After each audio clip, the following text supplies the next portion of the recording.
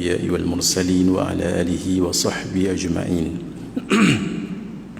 اللهم افتح علينا حكمتك وانشر علينا من خزائن رحمتك يا أرحم الراحمين. رب اشرح لنا صدورنا ويسر لنا أمورنا واحلل عقدة من ألسنتنا يفقه أقوالنا ولا حول ولا قوة إلا بالله العلي العظيم ولا حول ولا قوة إلا بالله العلي العظيم ولا حول ولا قوة إلا بالله العلي العظيم. اللهم انفعنا بما علمتنا وعلمنا ما ينفعنا وزدنا علما وارزقنا فهما. نسألك فهم النبيين وحفظ المرسلين وإلهام الملائكة المقربين واهدنا بهداية العارفين وانشر علينا من خزائن رحمتك يا أرحم الراحمين. وصلى الله على سيدنا محمد وعلى آله وصحبه أجمعين والحمد لله رب العالمين. إلى حضرة النبي المصطفى رسول الله صلى الله عليه وآله وصحبه وبارك وسلم وإلى كافة الأنبياء والمرسلين والملائكة المقربين وإلى آله الطيبين الطاهرين وأصحابه الأكرمين والتابعين وتابعيهم وإلى جميع أولياء الله الصالحين والشهداء والعلماء والفقهاء والمحدثين وإلى سائر مشايخنا ومشايخ مشايخنا وأهل أسانيدنا وسلسلاتنا وإلى أرواح أموات المسلمين وإخواننا الحاضرين والغائبين وخصوصا إلى الروح الإمام الغزالي رحمه الله وإلى روح الإمام الحبيب عبد الله بن علوي الحداد رحمه الله وإلى صاحب هذا الكتاب الشيخ عبد القادر بن عبد المطلب الإندونيسي رحمه الله وإلى شيخنا شيخ بابا Tuan Guru Haji Saleh bin Musa Al-Qaddahi rahimahullah wa ila Syekhina Kiai Haji Abdul Rahim Ibn Jamaluddin Jahri Al-Banjari Al-Makki hafizahullah syai'un lillahi lahumul Fatihah. A'udzu billahi minasyaitonir rajim. Bismillahirrahmanirrahim. Alhamdulillahi rabbil alamin arrahmanir rahim maliki yaumiddin iyyaka na'budu wa iyyaka nasta'in ihdinas siratal mustaqim siratal ladzina an'amta 'alaihim ghairil maghdubi 'alaihim waladdallin amin. Nawaina ta'alluma wat ta'lim wa tadhakkura wat tadhkir wan naf'a wal intifa' wal ifadata wal istifadah wal hatha 'ala tamassuki bi kitabillah وسنة رسوله صلى الله عليه وآله وصحبه وبارك وسلم والدعاء إلى الهدى والدلالة على الخير ابتغاء وجه الله ومرضاته وقربه وثوابه. Alhamdulillah, malam ini kita dapat bertemu kembali untuk menyambung pembacaan kitab Qalbun Salim. Malam ini saya menggantikan sebentar Ustaz Elvino. Itu asasnya jadual saya pada hari Rabu minggu ketiga. Baik, bismillahirrahmanirrahim. Siapa yang ada catatan ni tak ingat saya? Ingat mengaji yang last kita hari itu?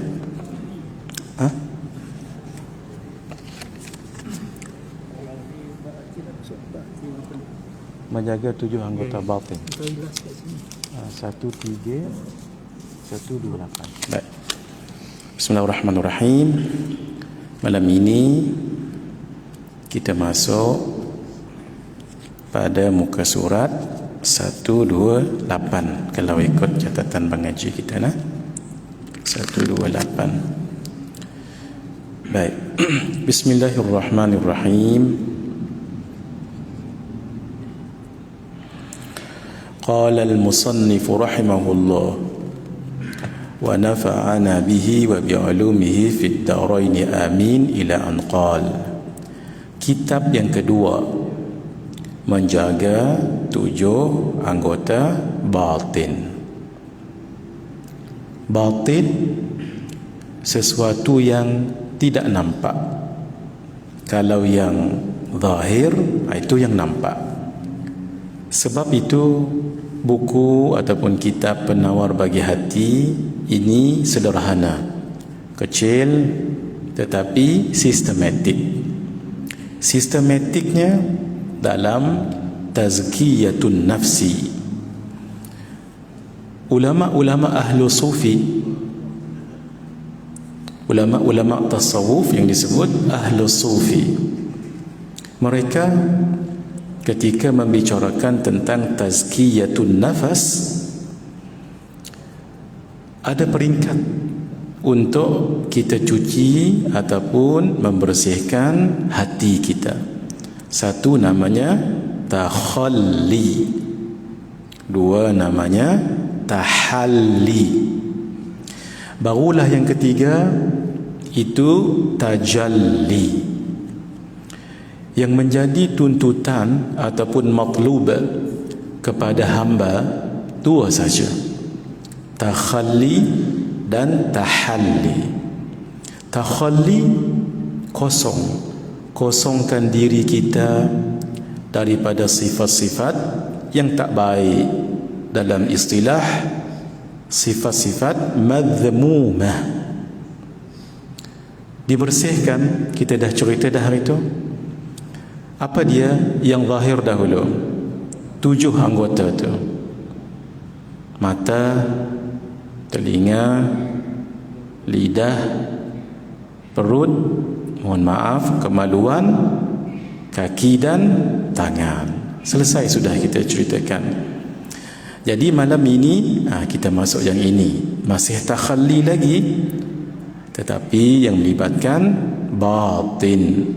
Yang selama-lama ni kita cerita semuanya tentang zahir. Jadi tak cukup kalau tidak ada batin, dia mesti zahir dan batin. Kenapa didahulukan takhalli daripada tahalli? Tahalli itu hias, menghiasi diri dengan sifat-sifat yang baik. Istilahnya sifat-sifat mahmudah. Walaupun penyucian ini, perkara ini dia serentak, takhalli dengan tahalli itu serentak.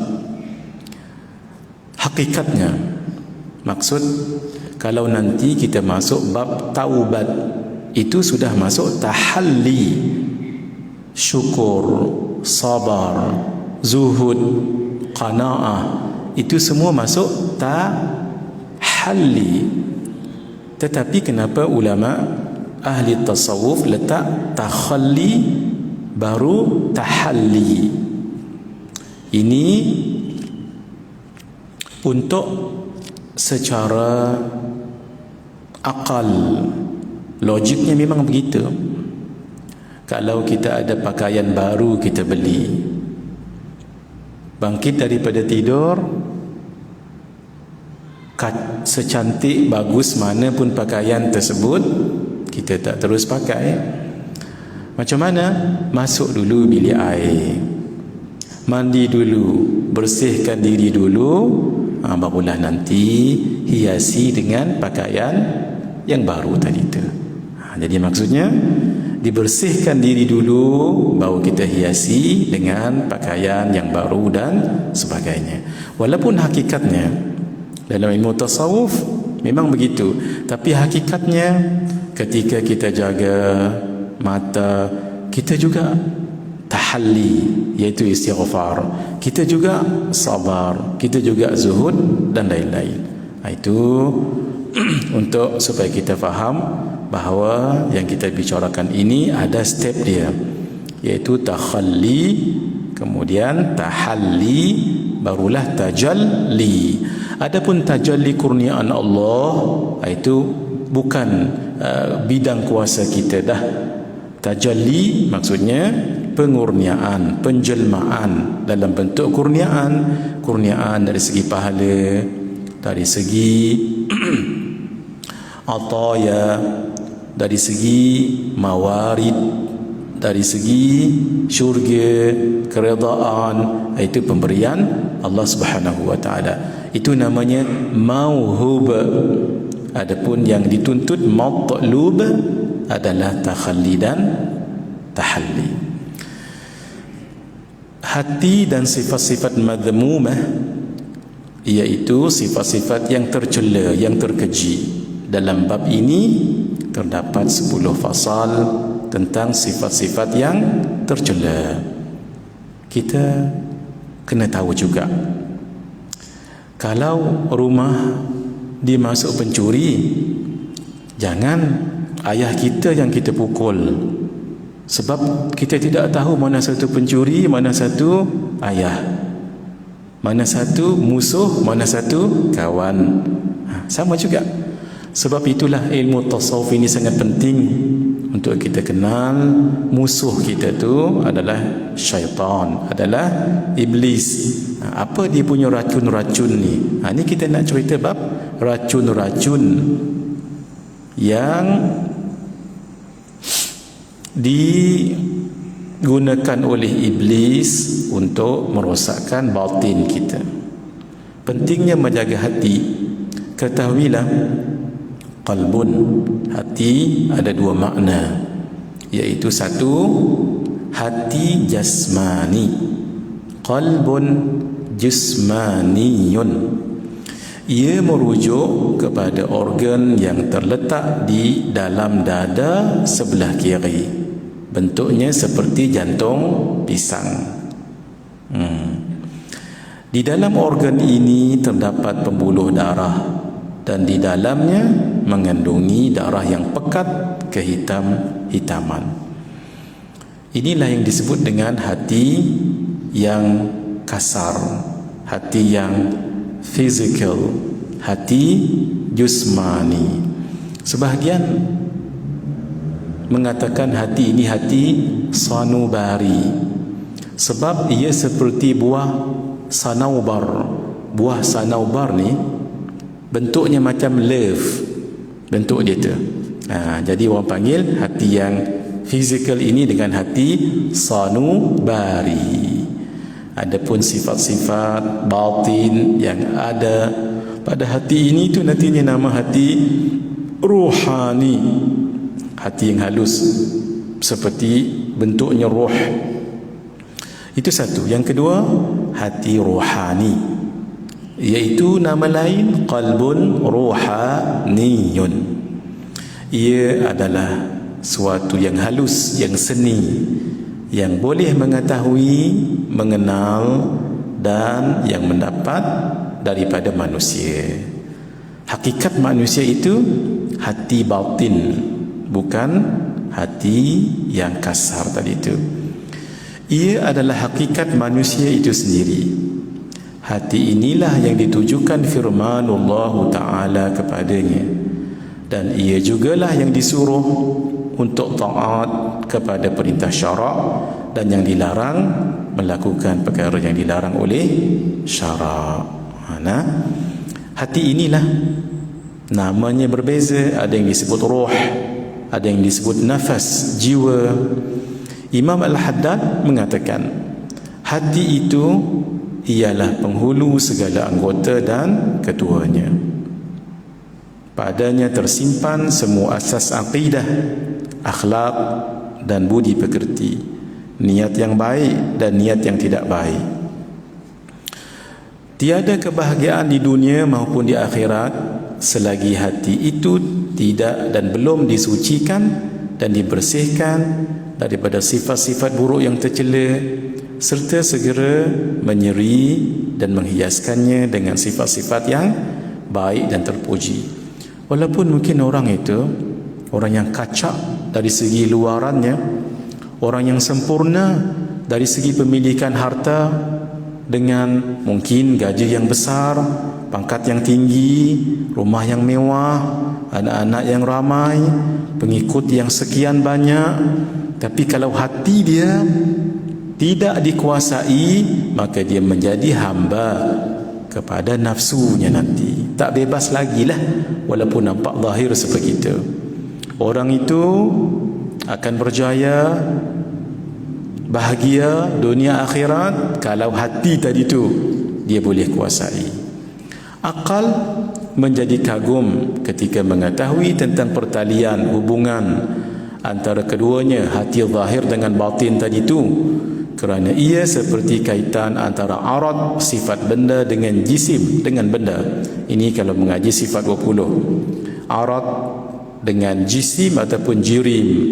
Kalau mengikut ulama usuluddin, arad dan jirim ataupun jisim pun boleh juga. Kalau mengikut ulama maqulat ashar, arad dengan jauhar boleh juga. Ini cerita panjang kalau sifat 20. Atau kaitan orang yang menggunakan sesuatu alat dengan alat itu. Contoh, saya gunakan penyapu, maka sangat rapat hubungannya itu. Tidak bergerak penyapu kalau tidak ada orang yang menggerakkannya. Maka hubungannya sangat rapat sekali hati batin dengan hati zahir ini.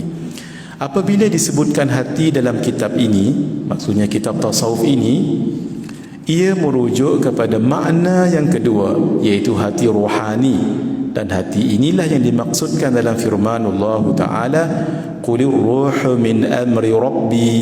Katakanlah roh itu adalah urusan Tuhanku. Jadi kesimpulannya, ini disimpulkan oleh tuan kitab ini, Syekh Abdul Qadir bin Abdul Muttalib Al-Indonesi, yang sebenarnya beliau mengambil pandangan Imamul Ghazali. Apa dia? Kesimpulannya, qalbun, ruh dan nafas, jiwa, ketiga-tiganya adalah satu makna pada salah satu daripada makna-makna tersebut, iaitu makna batin. Kalau dari segi erti mungkin berbeza, tapi nak cerita benda yang sama juga, iaitu benda yang batin, ruh yang batin. Begitulah mengikut pandangan Hujjatul Islam Imamul Ghazali dalam kitabnya Ihya Ulumuddin. Mari kita lihat di bawahnya itu, footnote 155. Jiwa mengikut Imamul Ghazali, jiwa ataupun ruh ataupun al-aqal ataupun al-qalb sama je, kata Imam Al-Ghazali. Menurut Imamul Ghazali, keselamatan dan kebahagiaan manusia di dunia dan di akhirat banyak bergantung kepada keadaan jiwanya, sama ada jiwa itu taat dan patuh atau derhaka dan ingkar kepada Allah Subhanahu wa taala. Jiwa dikenali dengan beberapa istilah, termasuklah an-nafas. Nafas kita sebut nafsu, boleh, tapi nafsu dalam bentuk yang umum.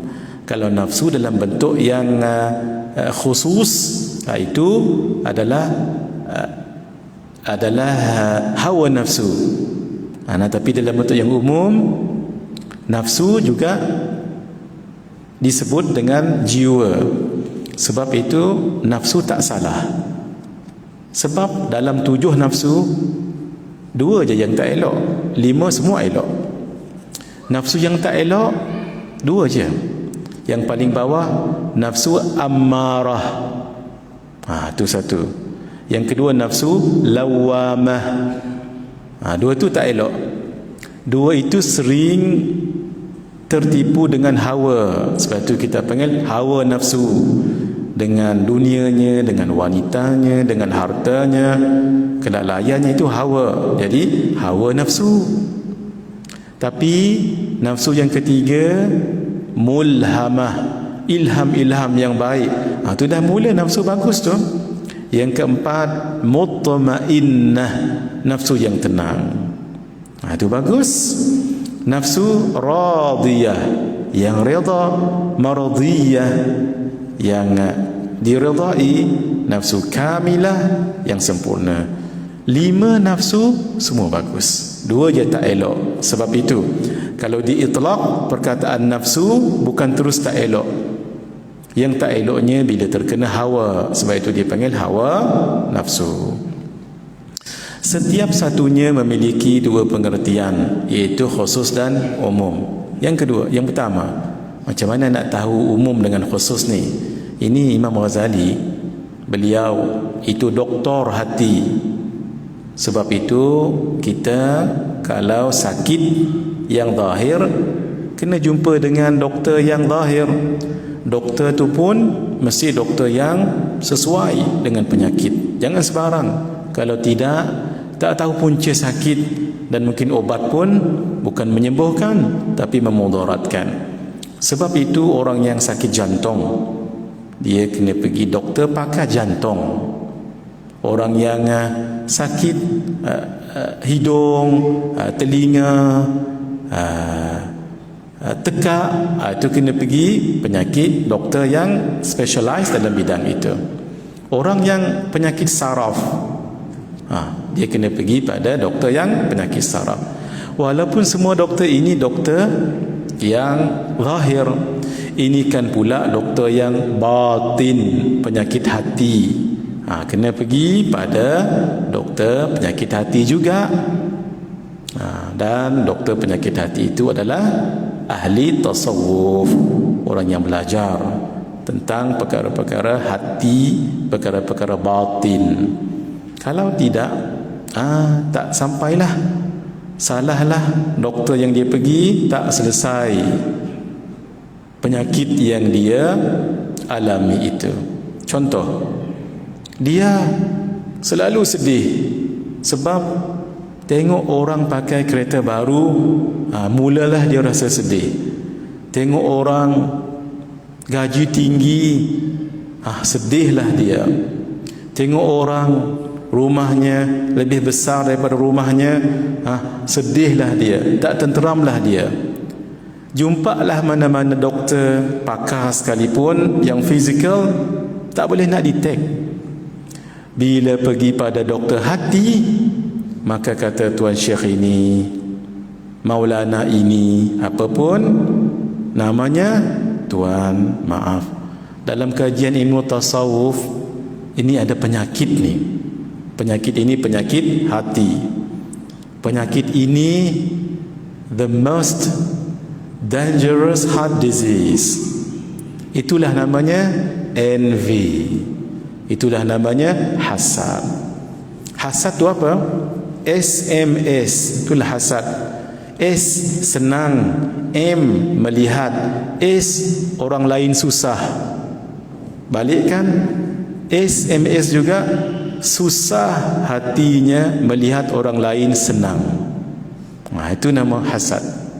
SMS, senang hatinya melihat orang yang dihasad itu susah, dan susah hatinya melihat orang yang dihasad itu senang, dapat nikmat, dan dia nak nikmat yang ada pada orang itu diangkat oleh Allah, dihilangkan oleh Allah, walaupun dia sendiri tidak dapat nikmat itu. Itulah namanya hasad. Lalu dia berobat. Apa obatnya?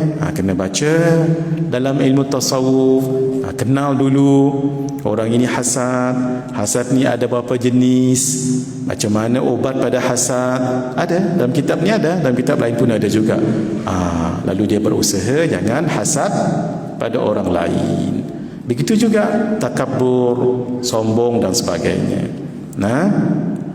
Itu pentingnya belajar ilmu tasawuf ini. Sebab itu Imamul Ghazali menjadi rujukan, sebab beliau ulama fiqh, beliau juga ulama aqidah, beliau juga ulama tasawuf. Al-qalbu, kata beliau, umum hati itu apa? Ia adalah al-qalbul jasmaniyu ataupun jusmaniyu atau al-lahmu as-sanubari, iaitu organ daging yang berbentuk seperti jantung pisang yang terletak di sebelah dalam dada sebelah kiri. Ada juga pada binatang, tapi khusus ia adalah jiwa yang bersifat latif, lembut, rohaniyah, berbentuk ruh, dan rabbaniyah, ada sifat ketuhanan. Bukan dia jadi Tuhan, tidak. Dia menjadi tempat rahsia-rahsia ketuhanan. Ia mempunyai hubungan dengan al-qalbul jusmaniyu, hati yang kasar, physical.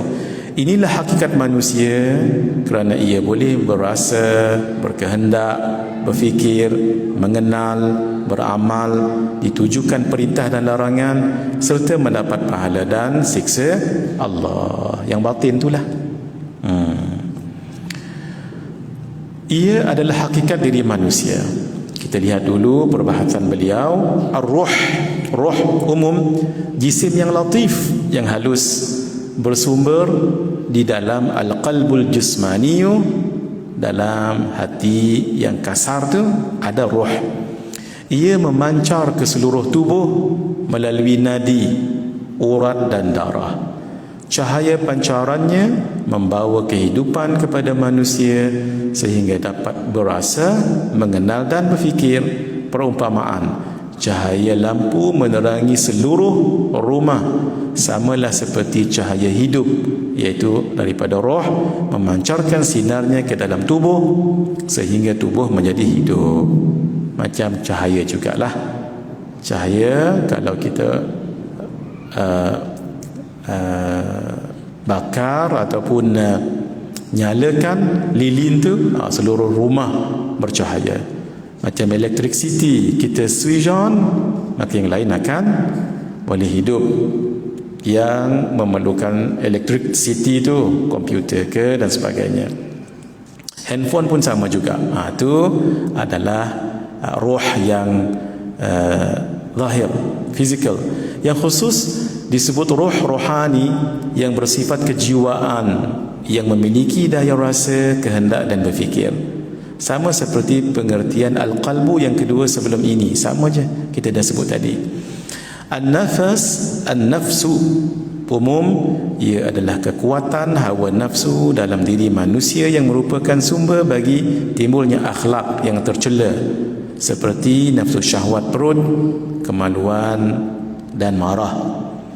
Inilah yang disebut melawan hawa nafsu, iaitu melawan 3 akhlak tercela tadi tu.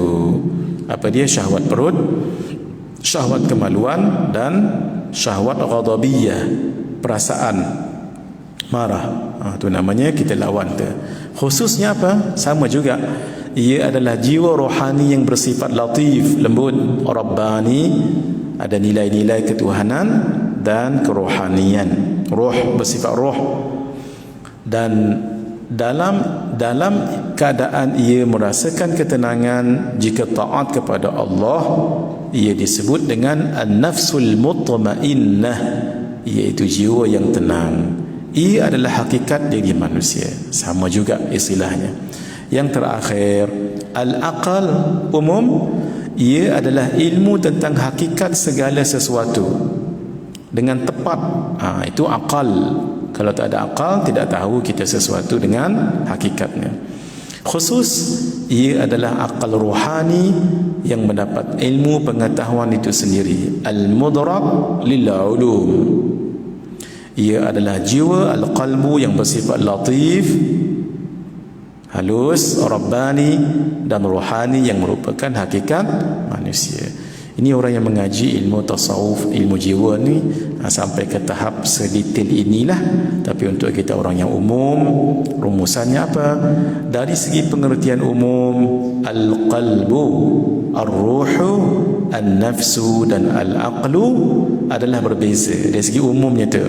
Tapi dari segi pengertian khusus, keempat-empatnya sama, iaitu jiwa yang bersifat latif, lembut, halus, rabbani, ada nilai ketuhanan dan rohani sebab ia tidak nampak, yang merupakan hakikat diri dan zat manusia. Itu sama je. Saya ada ini, tuan-tuan pun ada juga. Nanti kalau sudah sampai masa kita meninggal, badan ni reputlah nanti, kecuali dengan izin Allah yang dipilih oleh Allah, tidak reput. Mati, setelah seminggu dikuburkan, tak jadi orang dah, pecah mata, pecah perut, itu zahir, kecuali yang dipilih oleh Allah. Tapi roh tak mati. Sebab itu nilai kita ini bukan pada batang tubuh yang zahir ini, tapi pada rohnya.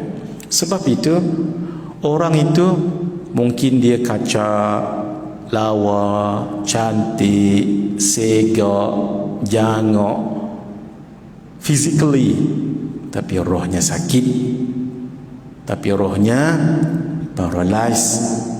Mungkin rohnya dah mati sebab tidak ada nilai kerohanian dalam dirinya. Sebab itu hadirin, seperti mana kata ulama tasawuf, kita jaga muka kita, jangan sampai ada yang kotor, jangan sampai ada jerawat. Kalau ada, kita usaha buang, contoh. Jangan ada sesuatu yang mungkin kalau ia ada memalukan. Begitulah sepatutnya kita jaga lebih lagi hati kita, sebab ia tempat didikan Allah. Allah tidak melihat rupa paras. Sebab itu ada yang berbeza, tetapi itu bukan untuk dibanggakan. Kalau roh itu tidak dididik, rohnya tidak bercahaya, roh itulah tempat didikan Allah Subhanahu wa ta'ala. Sebab itu biar kita jaga dua-dualah, lahir dan batin. Terlebih lagi kita jaga yang batin, sebab itu nanti yang akan dibawa berjumpa dengan Allah. Kita berhenti sekejap, saya sambung 10 minit lagi selepas azan, insya-Allah.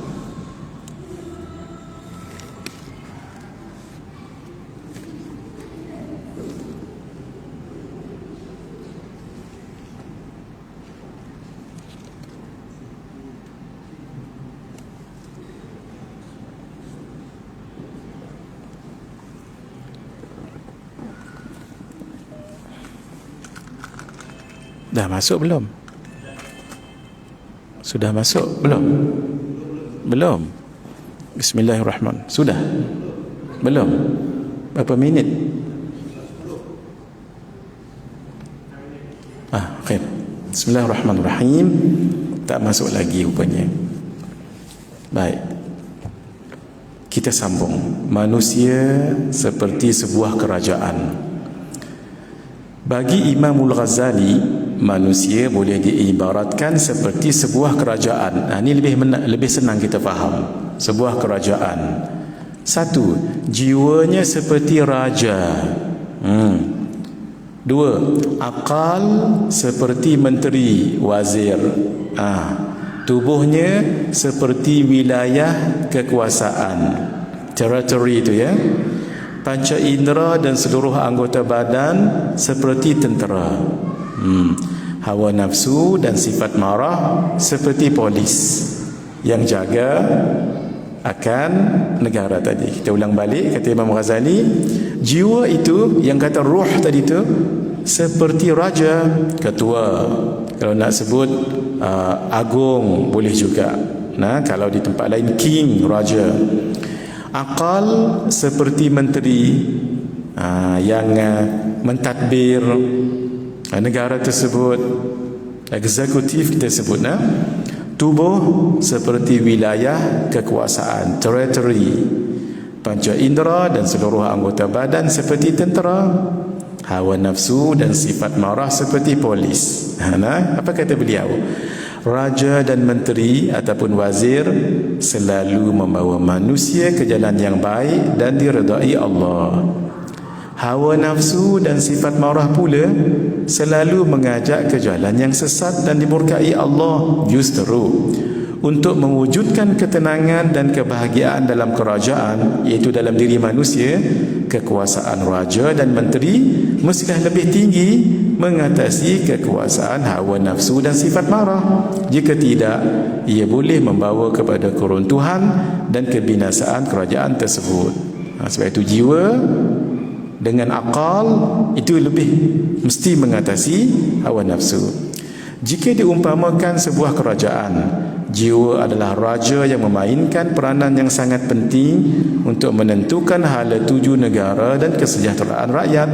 Jika diumpamakan sebuah kenderaan pula, jiwa adalah pemandu dan pengemudi yang berperanan mengawal kenderaannya demi keselamatan penumpangnya. Jadi jiwa itu mesti orang yang waras. Samalah juga ruh kita, jiwa kita mesti betul, mesti tahu mana yang baik buruk, mesti taat pada perintah Allah. Barulah nanti tangan kita pun ikut taat juga, kaki pun begitu juga, mata, anggota badan pun begitu juga. Baik. Mana satu jam nak diikut ni Jam jam ini mengaji 3 minit lagi. Sebab jam ni dah terlepas. Baik, bismillahirrahmanirrahim. Selagi ada masa kita baca. Nah, terus 3 minit terakhir, kamu hendaklah sentiasa menjaga hatimu, maksudnya hati batin, bukan hati seketul tu, daripada semua sifat yang tercela seperti takabur, sombong, riak, menunjuk-nunjuk dan lain-lain, dan menghiasinya dengan semua sifat yang terpuji seperti sabar, merendah diri dan lain-lain. Kerana beberapa sebab. Apa sebabnya tu? Baik, Imam Al-Haddad mengatakan bahawa akhlak-akhlak yang terpuji dan akhlak-akhlak yang terkeji telah dibicarakan dengan terperinci sekali oleh Hujjatul Islam Imamul Ghazali dalam bahagian kedua kitab Ihya Ulumuddin tentang perkara-perkara yang menyelamatkan, munjiat, dan perkara-perkara yang membinasakan, muhlikat. Kena ada kitab Ihya dekat rumah lah tuan-tuan. Kalau tak mampu bahasa Arab, beli yang terjemahan itu. Ada 8 jilid terjemahan lengkap oleh Tengku Yaqub kalau tak silap saya. Tengku ini orang Aceh. Orang Aceh kalau sebut Tengku itu maksudnya tuan guru. Dah diterjemah dah. Boleh dapatkan di pasaran. Baik, kita berhenti sebentar. Kita bagi laluan azan.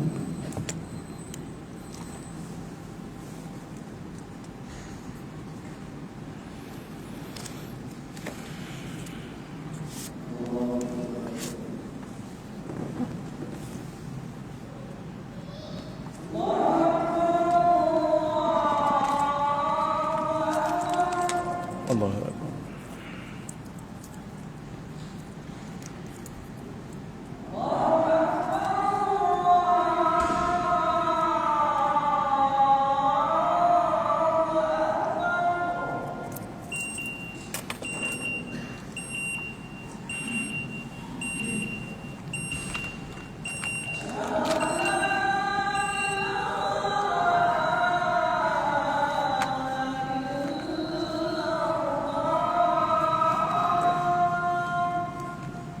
Asyhadu an la ilaha illallah.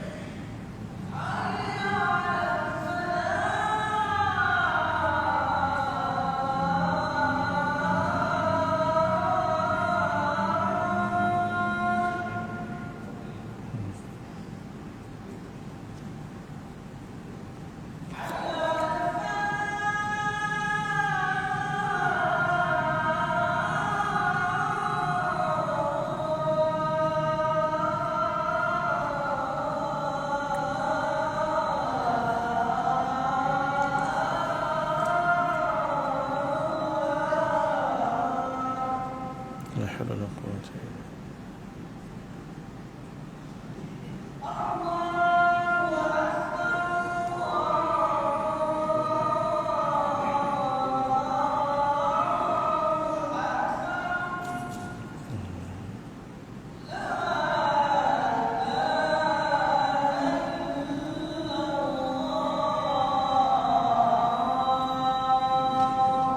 لا إله إلا الله سبحانه وتعالى.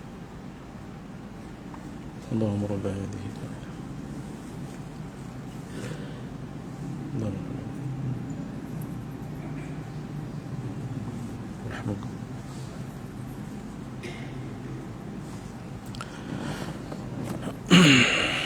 Bismillahirrahmanirrahim. Kita sambung. Bismillah. Kita sambung 10 minit. Bismillahirrahmanirrahim. Kenapa kita jaga hati daripada sifat-sifat yang tak elok seperti takabur, riya, dan hiasi dengan sifat-sifat yang baik seperti sabar, merendah diri? Kenapa tu?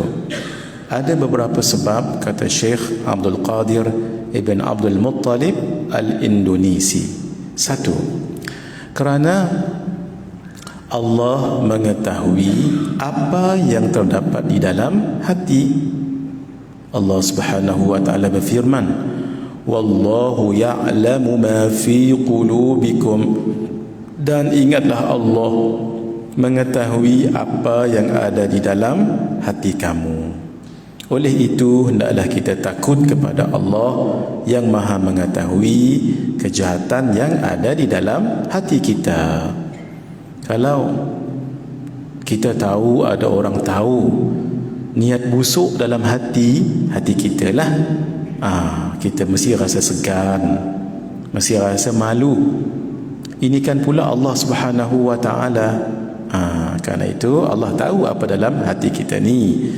Dosa, niat yang tak baik, sifat-sifat yang tak baik, maka ia seperti najis, dibersihkan. Kalau tidak, malulah kita bawa najis ke majlis orang-orang yang baik, ke tempat orang-orang yang baik.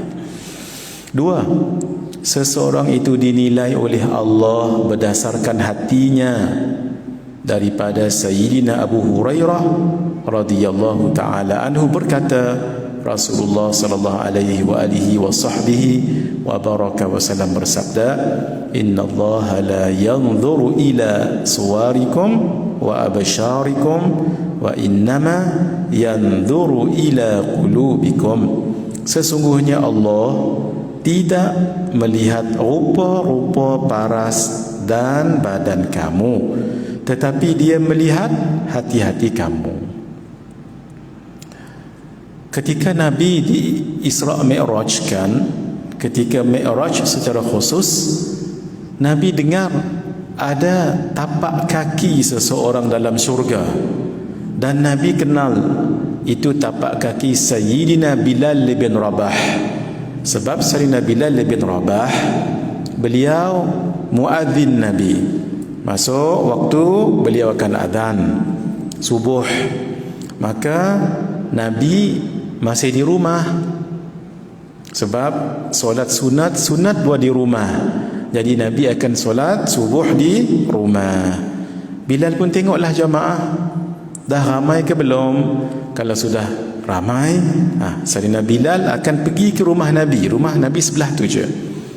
Tuan-tuan kena tengok balik sirah Nabi. Rumah isteri Nabi surrounding masjid saja, dan Nabi akan bermalam di rumah baginda, rumah isteri baginda.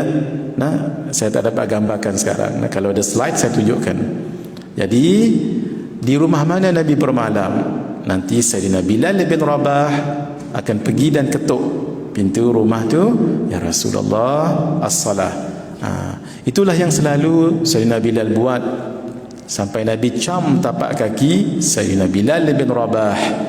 Lalu satu ketika Nabi pun tanya, aina Bilal, mana Bilal? Bilal pun datang. Ya Bilal, Nabi tanya, akhbirni bi arja amalin amiltahu fil Islam. bagi tahu pada saya apa amalan besar yang kamu amalkan dalam Islam. Kenapa? Inni sami'tu dufana 'alaika fil jannah. Saya dengar tapak kaki kamu berjalan di dalam syurga. Tapak kaki Sayyidina Bilal. Walhal siapa Sayyidina Bilal? Hamba berkulit hitam, tapi mulianya tapak kaki Bilal didengar oleh Nabi dalam syurga. Itu maksud tadi tu. Jadi kalaulah nak dilihat dari segi pangkat dan harta, Abu Jahal yang asal namanya Abul Hakam itu menduduki tempat yang istimewa. Haman ini adalah orang kuat Firaun, sangat tinggi jawatan dia. Qarun punyai harta yang kunci-kunci gedung harta itu dipikul oleh unta-unta. Kalau kata kejayaan itu pada harta, pada pangkat, dapat semua habuan kat mereka, tapi semuanya menjadi bahan bakar api neraka. Adkhilu ala Fir'aun asyaddal adab. Masukkan Fir'aun dan konco-konconya ke dalam adab yang sangat pedih. Masya Allah. Karena itu nilai seseorang itu di sisi Allah bukan pada hartanya, bukan pada rupa parasnya, tapi kalau dia dapat gunakan ini sebagai jalan untuk dia dekat pada Allah, malah membeli syurga seperti Sayyidina Uthman bin Affan, maka dia menjadi orang yang bahagia. Gitu nah, macam Sayyidina Abdul Rahman ibn Auf. Tak ada orang lebih kaya dekat Madinah kalau dibandingkan dengan dua orang ini, Sayyidina Uthman bin Affan, Sayyidina Abdul Rahman ibn Auf. Tetapi harta itu tidak melalaikan mereka, yang mereka boleh dengan harta itu mendapat syurganya Allah. Orang yang berakal, oleh kerana hati adalah tempat yang menjadi penilaian Allah Ta'ala, maka tidak sepatutnya kita menghias muka kita yang menjadi tempat dilihat orang, dan pada masa yang sama hati yang dinilai oleh Allah dibiarkan kotor, berlumuran dengan sifat-sifat tercela. Tak patutlah. Orang yang berakal seharusnya membersih dan menghiasi hatinya lebih daripada membersih dan menghiasi mukanya. Yang terakhir, sebab yang ketiga, ada lagi. Dia ada 5 sebab. Jadi kita sampai sebab yang ketiga saja malam ni. Bulan depan kita sambung sebab yang keempat dan 5. Kenapa kena jaga hati ni? Yang ketiga, hati adalah raja kepada seluruh anggota badan. Seluruh anggota badan akan mengikut perintah raja, iaitu hati. Jika hati baik, maka seluruh anggota badan menjadi baik, dan jika hati tidak baik, seluruh anggota badan juga akan menjadi tidak baik. Daripada Sayyidina An-Nu'man bin Bashir berkata, Nabi sallallahu alaihi wasallam bersabda, inna fil jasadi mudghah, sesungguhnya ada satu daging dalam jasad manusia. Idza saluhat saluhal jasadu kulluh, jika ia baik maka seluruh anggota jasad menjadi baik. Wa idza fasadat fasadal jasadu kulluh, dan jika ia rosak tidak baik maka seluruh anggota jasad menjadi tidak baik. Ala wahiyal qalbu, ketahuilah ia adalah hati. Itulah sebabnya menjadi kewajipan ke atas kita untuk membaiki dan menjaga hati daripada segala sifat penyakit hati yang boleh membinasakan. InsyaAllah untuk pertemuan akan datang kita akan bicarakan sebab yang keempat dan kelima, kenapa kita kena jaga hati. Kesimpulannya, hati itulah hakikat diri kita. Baik, yang lain jadi baik. Kalau tidak, tidak. Ketika orang, menyebut keburukan orang dengan mulutnya, dengan lidahnya, tidak ada orang bagi komen, busuknya lidah kamu, busuknya mulut kamu, tak. Tetap orang kata, busuknya hati kamu. Sama juga ketika seseorang, maaf, mematah-matah bunga orang, bunga jiran, orang tak kata busuknya tangan kamu, tidak, tapi akhirnya kembali pada hati kamu. Begitulah ketika seseorang menendang atau menyepak pasu bunga orang dan sebagainya sampai pecah dan lain-lain, orang tidak kata busuknya kaki kamu, tapi kembali busuknya hati kamu. Begitu juga kalau dia menulis yang baik, dia memegang yang baik, orang tidak kata baiknya tangan kamu, tapi orang akan kata baiknya hati kamu. Semuanya kembali pada hati. Mudah-mudahan bila kita baca buku tasawuf dapatlah panduan untuk kita jaga hati kita bersih daripada sifat-sifat madmumah, dan kita hiasi dengan sifat-sifat mahmudah. Allahumma amin. وصلى الله على سيدنا محمد وعلى آله وصحبه وبارك وسلم والحمد لله رب العالمين. بسم الله الرحمن الرحيم. الحمد لله رب العالمين والصلاة والسلام على أشرف الأنبياء والمرسلين وعلى آله وصحبه أجمعين. اللهم إنا نسألك علما نافعا ورزقا طيبا وعملا صالحا متقبلا. وصلى الله على سيدنا محمد وعلى آله وصحبه أجمعين والحمد لله رب العالمين. والسلام عليكم ورحمة الله وبركاته. بسر الفاتحة. أعوذ بالله من الشيطان الرجيم. إياك نعبد.